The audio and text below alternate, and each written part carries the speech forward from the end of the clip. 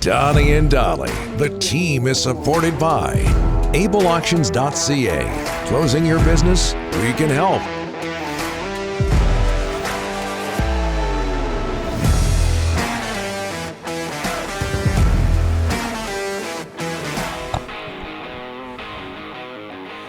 Okay, for people wondering, we're getting a lot of this in the Delaney's OK Tire and Langley inbox. We do have a poll question out there now.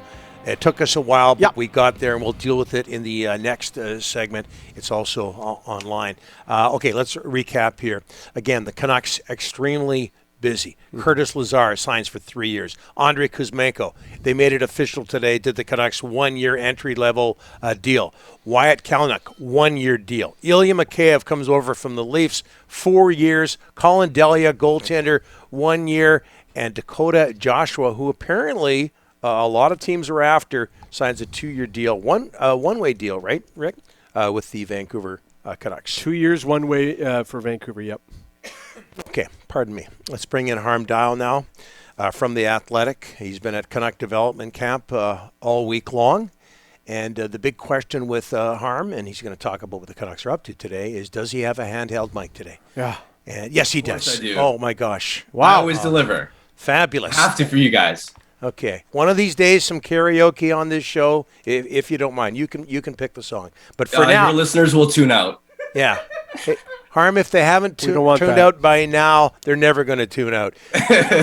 Are the Canucks a better hockey team right now, which is the gist of our poll question? Harm, what do you think? They absolutely are. I think when you look at, for starters, let's start with the simple one, Curtis Lazar, which I really like. The Canucks needed a right shot bottom six centerman who could help out on the penalty kill. Obviously, he's improved on draws, and I think he's a sort of player who, excellent forechecker, brings a lot of defensive value at 5-on-5. He's a sort of player where when he takes the ice, historically, his teams don't allow a lot of shots and scoring chances, which if you're trying to play low event hockey, I think is absolutely something the Canucks needed. And to be able to pick him up at $1 million flat for 3 years, I think that's a great addition for the Canucks. Ilya Mikheyev, now he's going to have the stronger impact. Mikheyev is a really, really good middle six player. For starters, Jim Rutherford talked a lot about wanting to add speed to the lineup. Mikheyev is an absolute burner, one of the Leafs' fastest forwards last season. He's also big, and I think he's the sort of player who, with that size and speed combination, he causes so much havoc on the forecheck. He's great at retrieving the puck, great on the wall. I think arguably next season he could even be the Canucks' best two-way forward. He's a really smart defensive player. He's going to help bolster the penalty kill, which, as we all know, is a huge issue for the Canucks in the first half of the season. Now, the question I have with Mikheyev, especially at the contract that they kind of signed him to, is how much offensive pop does he have? Because when you look at his first 2 seasons in the NHL, I think he scored at around 35 points per 82 games clip. And I think the criticism was Mikheyev kind of has hands of stone and he creates chances, but he can't really finish that well. Obviously, last year he broke out with 20 goals, although it's worth noting that he also went on a bit of an inflated shooting percentage bender, converted on 14% of his shots, which was double his career rate. So you wonder if that's sustainable. But I think the bet that the Canucks are making is with Mikheyev. Last year, he spent most of the season playing on a line with David Kampf and Pierre Engvall in a defensive role. So I think Vancouver's hoping that if you give him a legit top 6 opportunity with some offensively talented line mates, because again, Mikheyev didn't get a lot of opportunity with the likes of Matthews and Marner and Tavares. So if you give him more opportunity, could he be a consistent sort of 20-goal man? And I think that's what it's maybe going to take to justify the cap hit. But it's in free agency, you're always going to pay a bit of a premium. You're never going to have a bargain, especially for a player as coveted as Mikheyev, but instantly he's going to make this club, and especially the middle six, a lot more formidable. Yeah. Are you disappointed, or would you be disappointed, or should Canuck fans be disappointed that they didn't beef up their defense? I don't think so. And the reason I say that is because when I look at the free agent options, and this was a point that I kind of made beforehand, I just didn't see many attractive options, especially on the right side. There weren't any bona fide top 4 defensemen available that you wouldn't have had to pay an arm and a leg for.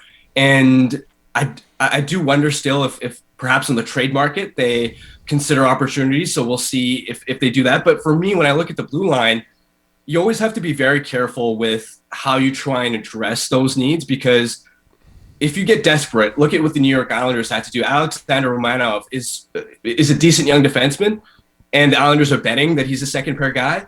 But he didn't have a great year for the Canadiens last year, and the Islanders had to pay 13th overall pick. That's a steep price. So either a lot of times when you're seeking short-term help for established top four defensemen, you're either overpaying in terms of the assets you give up, you're signing a bad contract, or you look at what the Canucks had to do with Oliver Ekman-Larsson last summer.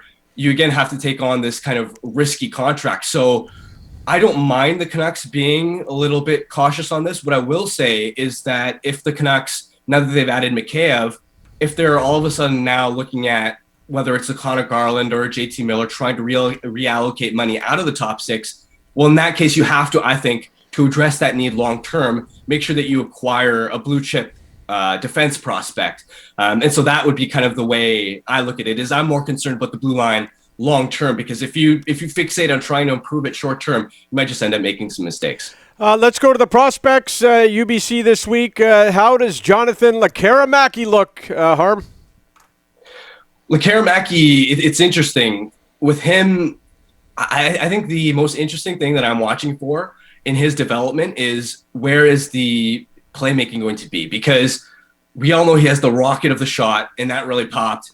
I wouldn't say he's a burner. He's a speedster, but he moves pretty well. And he has high-end skill in terms of his hands. I'd argue in terms of his hands, top 5 hands in the draft class. With the shot, obviously you could argue he's got the best shot in the draft class, but he's also got high above average hockey sense. And if he can develop that playmaking side and become a legitimate dual threat, that's where I think Canucks fans can become really excited about his future potential. And I think that's the bet that the Canucks are making. Patrick Alvin talked about Lekkerimäki and said, I see him as a lighter Lucas Raymond in terms of being a dual threat, more than just a sniper. And if he can be more than just a sniper, that's where you're talking about a really, really exciting prospect. So with Lekkerimäki, with where the Canucks selected him, easily the highest upside, highest ceiling play. It's a swing for the fences. And so as he kind of continues in his development, going back to Sweden, he's obviously going to score a lot of goals. I'm excited to see how his playmaking progresses. Another Swede, Elias Pettersson, the defenseman, not the forward. How has he looked this week out of UBC? Well, I should clarify.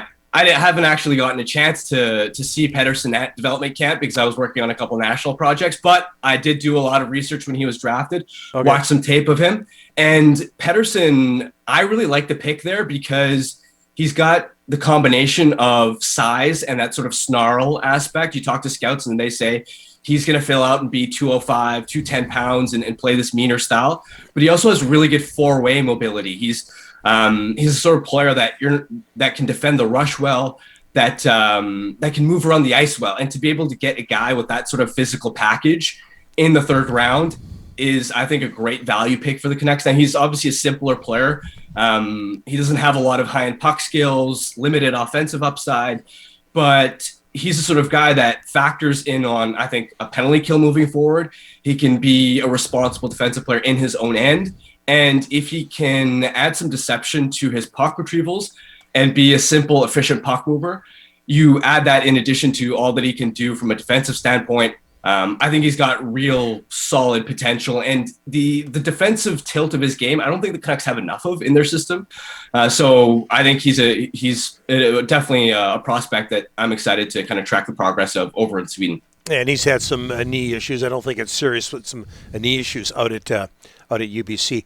Harm, you did, as we wrap up here, you did an excellent article on JT Miller. I believe it was back in March. What was your sense of how comfortable he is in Vancouver, how comfortable he is with the Canucks organization, what he wants from his career? Yeah, it was really interesting to kind of have that conversation and kind of dig into Miller's story and where exactly he's kind of at in his career. I think for starters, he does like the city of Vancouver. I think he genuinely means it when he says that. A lot of players will just say, hey, I like the city I play in because, they're speaking in public. What else are they going to say? But I do genuinely believe that Miller's enjoyed his time in Vancouver. The complicating factor, I think, is Miller's family is obviously on the East Coast, and I do think that was challenging for him, especially the last couple of seasons with the pandemic and the distance. Miller is very family oriented. He's very close with his parents, and I do think that was a little bit difficult for him. But I also think that if the Canucks make a strong enough offer, I think he would seriously consider it. I just don't think he's the sort of player where you might look at a Bo Horvat and say, Horvat likes Vancouver so much, he's been a career Canuck, he might take a bit of a hometown discount. Whereas I think with Miller, there's going to be no hometown discount. You're going to have to pay full market value to retain him. Lady Gaga poker face, go. No chance. I'm not embarrassing myself. Okay. Harm, above and beyond as always, thanks so much. We'll get you back on. Oh, pardon me. This is probably our last visit with you because we're not back until September after this week. It's been a pleasure, my friend. All the best. Thank you, guys.